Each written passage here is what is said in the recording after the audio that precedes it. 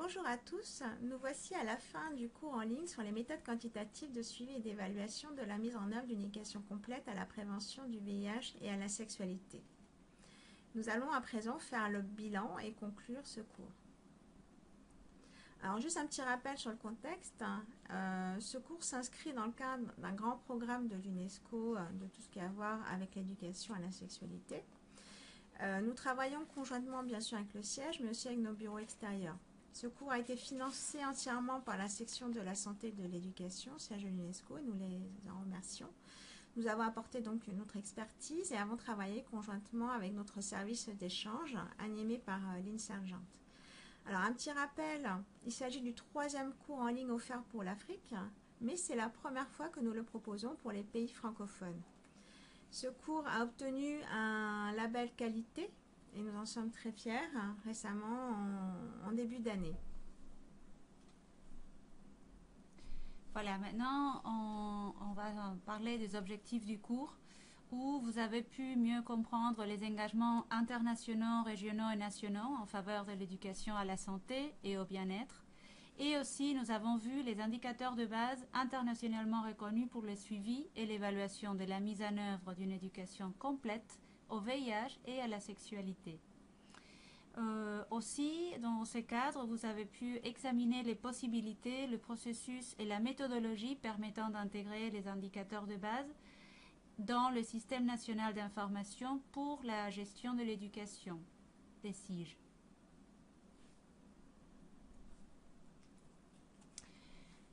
Également, nous avons pu identifier d'autres sources de données existantes que le recensement scolaire annuel pour mesurer la mise en œuvre d'une ESC.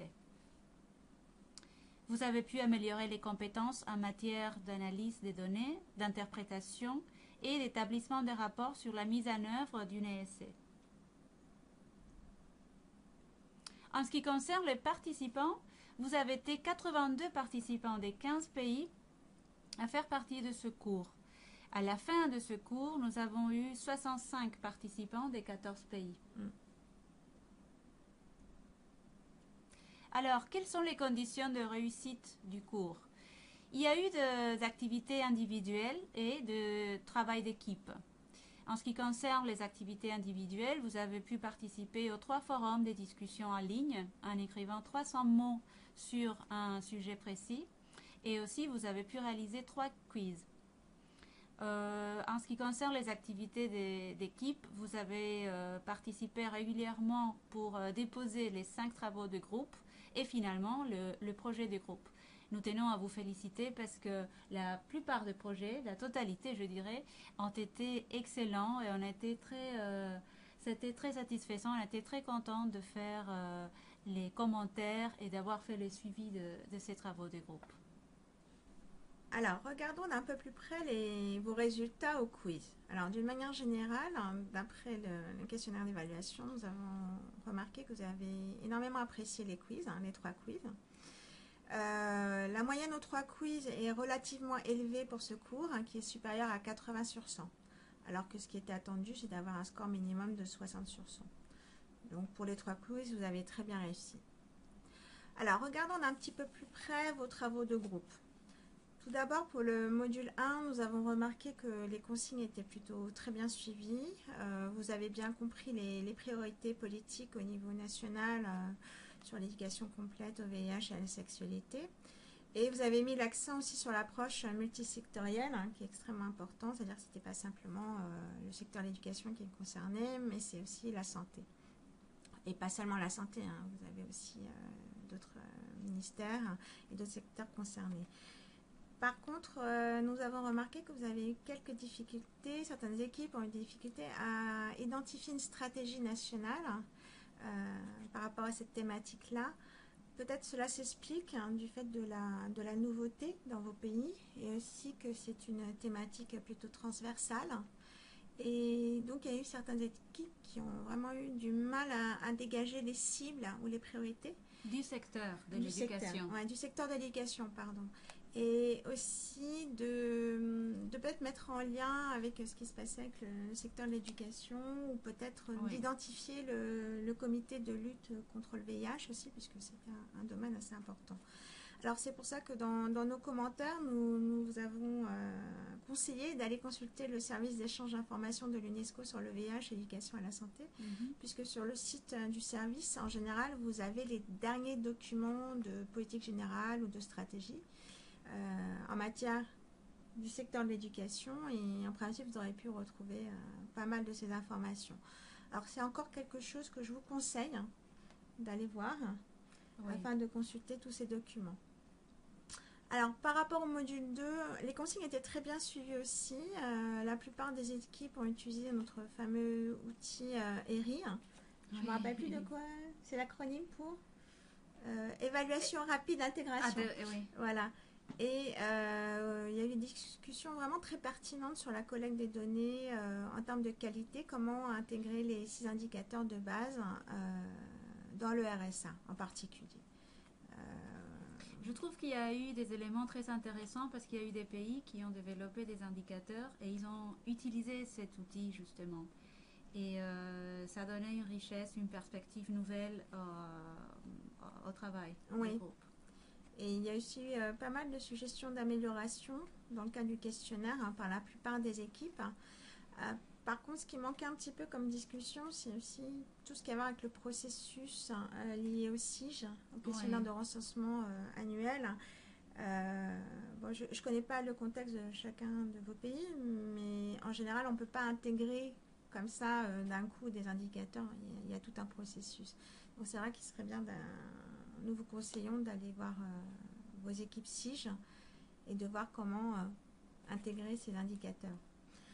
Comme Laura l'a mentionné, certaines équipes ont mentionné que des questions existaient qui étaient liées à l'éducation complète au VIH et à la sexualité. Vous avez identifié, c'est ce que j'appelle des questions proxy, c'est-à-dire des questions qui tournent autour du même sujet, qui étaient vraiment très très intéressants. Par contre, un challenge, pas simplement pour vos pays, mais pour les pays en général, même pour les pays anglophones, il y a un problème de collecte de données pour l'indicateur 6, c'est l'indicateur sur les connaissances, qui en général est collecté par les enquêtes en milieu scolaire. Et ces enquêtes en milieu scolaire coûtent extrêmement cher et sont plutôt rares.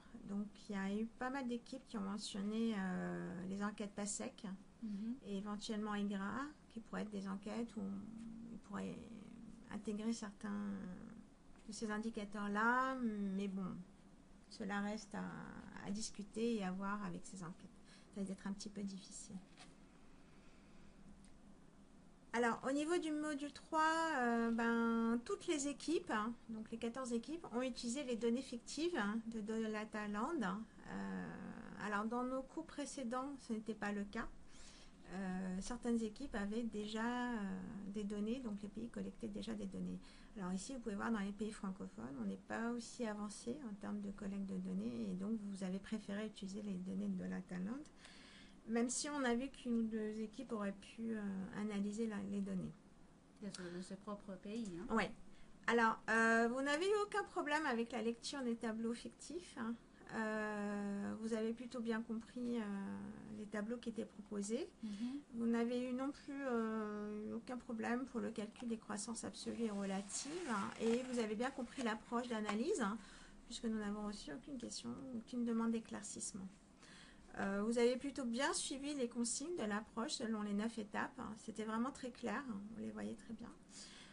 Par contre, il y a eu quelques difficultés dans le calcul des pourcentages, parce qu'il fallait revenir aux effectifs de base, aux effectifs scolaires et des élèves. Certaines équipes ne l'ont pas vu. C'est pour ça que nous avons partagé avec vous notre fichier Excel avec les solutions. On a pu remarquer aussi de la frustration de certaines équipes avec l'absence d'informations contextuelles sur le pays effectif. On a pu voir ça au niveau de l'analyse. Mais bon, il n'y avait pas de données, il n'y avait que des données de Dataland. Et aussi, on a vu que quelques équipes avaient des difficultés avec l'interprétation. Comment mettre ça dans le contexte. Donc ça, c'est quelque chose encore un petit peu à travailler. Et enfin, rares sont les équipes qui ont fait un effort de triangulation des résultats. C'est quelque chose de très difficile et ce qui est tout à fait normal. Alors, au niveau du projet de groupe, vous nous avez rendu en général, sans les annexes, entre 20 et 30 pages. Donc, nous avons eu beaucoup de lectures. Oui. Et vous avez pratiquement toutes les équipes, ou toutes les équipes ont tenu compte de nos commentaires d'amélioration. Nous avons beaucoup apprécié. Et la moyenne était plutôt très élevée à ce projet de groupe, elle était d'environ 90 sur 100. Alors, ce qui ressortait de vos projets de groupe pour cette cohorte, c'est vraiment l'accent sur l'intégration des indicateurs de base dans les SIG. On a vraiment ressenti cela et l'importance pour vous d'aller parler au sein du ministère d'une meilleure intégration. Et comme je l'ai déjà dit, c'est le problème de collecter des indicateurs, l'indicateur 6 sur les connaissances à partir des enquêtes en milieu scolaire. Donc je crois qu'on n'est pas encore arrivé à cette étape-là de la collecte de données. Alors, quelques remarques supplémentaires donc, par rapport aux activités optionnelles. Le chat du vendredi, nous en avons eu 7 sessions cette année. Vous étiez très nombreux, entre 10 et 35 participants. Donc parfois, c'était peut-être un petit peu difficile à gérer. Alors, nous savons très bien que cette méthode d'apprentissage, ça fait partie de toutes les activités d'apprentissage que nous proposons dans le cours. C'est une activité qui convient uniquement à certaines personnes et pas à d'autres.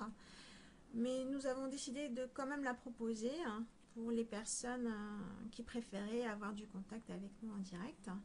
Et ce qui explique que parfois c'est un petit peu difficile à gérer, mais sinon ça s'est très bien passé d'une manière générale. Alors, pour nous contacter, nous avons reçu plus de 125 postes de questions et réponses. Je dois avouer que c'est assez énorme. Qu'on n'a jamais reçu autant de questions, de demandes d'éclaircissement. On a pu constater à quel point vous étiez motivé pour bien comprendre et bien suivre le cours.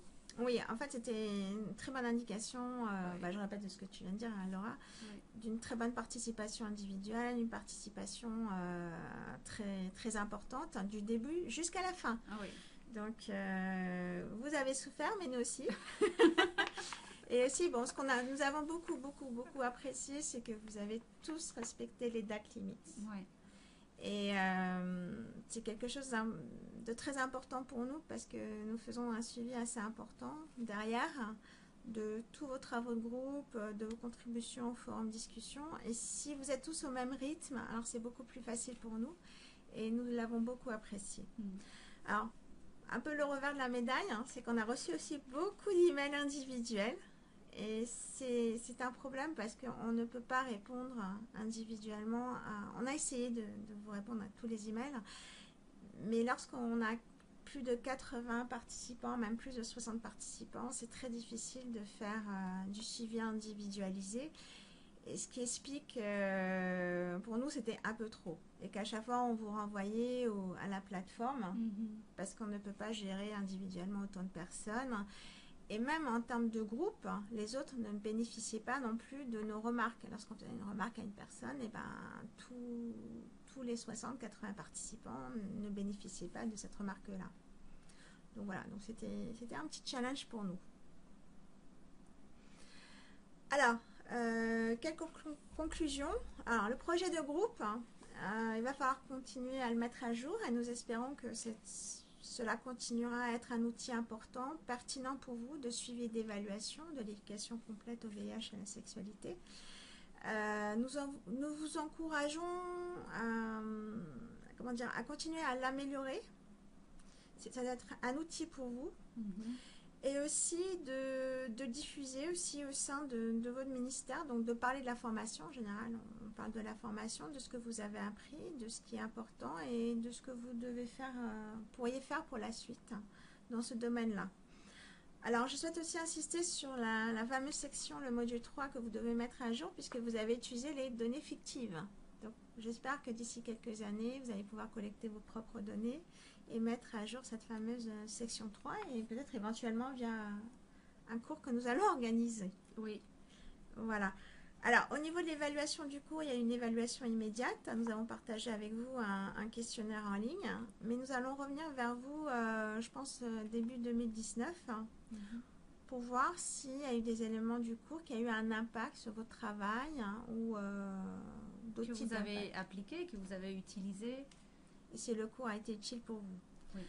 En termes de certification, nous avons commencé à vous contacter pour vérifier vos noms, prénoms, et nous allons envoyer les certificats de participation ou de réussite d'abord par PDF, donc par mail au mois d'août, et par DHL sûrement au mois de septembre 2018.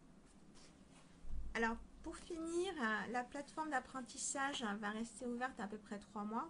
Bon, ça arrive que la plateforme reste ouverte un petit peu plus longtemps, donc vous pouvez continuer à consulter les ressources, à échanger entre vous si vous avez besoin.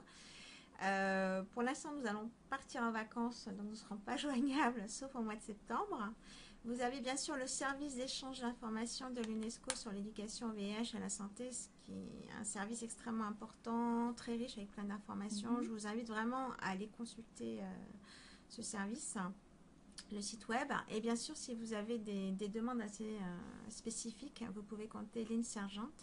Et vous avez l'email à l'écran, sinon vous pouvez le retrouver sur le service d'échange. Et enfin, vous avez toute l'équipe de l'UNESCO, pas simplement de l'IPE. Nous sommes là aussi pour vous. Comme je l'ai déjà dit, ce cours s'inscrit dans un programme de l'UNESCO là, sur plusieurs années qui vise donc à faire du renforcement en matière d'éducation complète à la sexualité, c'est-à-dire en termes d'implémentation, de mise en œuvre. Et donc, je vous invite à retourner à présent aussi vers les bureaux pays, mais aussi les bureaux régionaux. De notre côté, nous allons aussi avoir des réunions avec nos collègues au niveau régional et au niveau national afin de faire un bilan et de voir aussi la suite de ce cours-là. Vous pouvez encore nous contacter, vous connaissez notre adresse email, il n'y a pas de souci, soit pour poser des questions, mais aussi pour nous faire des retours. Et enfin, un moment important du cours, ce sont les souvenirs. Nous voilà. Voilà, donc nous avons bien les photos. Donc lorsque vous allez recevoir votre certificat, si vous pouvez faire une photo de groupe tous ensemble. Ici, c'est l'équipe de l'IPE avec notre directrice, mais aussi avec Christopher Cassel du siège de l'UNESCO. Lorsque nous avons reçu le certificat de qualité donc pour le cours en début 2018, donc vous voyez l'équipe au complet. La famille de l'IPE est très grande aussi, puisque cette année, nous avons vu certains des participants au cours qui sont venus par hasard à Paris pour suivre d'autres formations. Donc, nous avons fait des photos. Donc, n'hésitez pas à nous contacter si vous êtes sur Paris. L'année dernière, j'ai eu le plaisir de remettre en main propre des certificats à des participantes de Zimbabwe et du Swaziland. Et cette année aussi, nous avons reçu un participant de Zambie qui était ici pour une conférence. Donc, ça a été l'occasion de se voir. Et enfin, nous avons fait aussi quelques selfies entre nous avec Christophe Cornu. Et nous avons reçu aussi une très jolie photo de l'équipe du Cap-Vert. Et j'espère que vous allez aussi nous envoyer vos photos à vous. Et nous allons rajouter tout cela dans notre présentation, ou peut-être réfléchir à une plateforme d'échange où nous pourrons mettre tous ces souvenirs ensemble. Voilà, donc nous vous souhaitons une très bonne continuation. Ah oui, là c'est l'équipe de l'année dernière. Oui, 2017. Ouais, 2017. Et donc on vous remercie beaucoup et nous vous souhaitons une très bonne continuation dans vos activités professionnelles et à bientôt. À bientôt. Au revoir. Au revoir.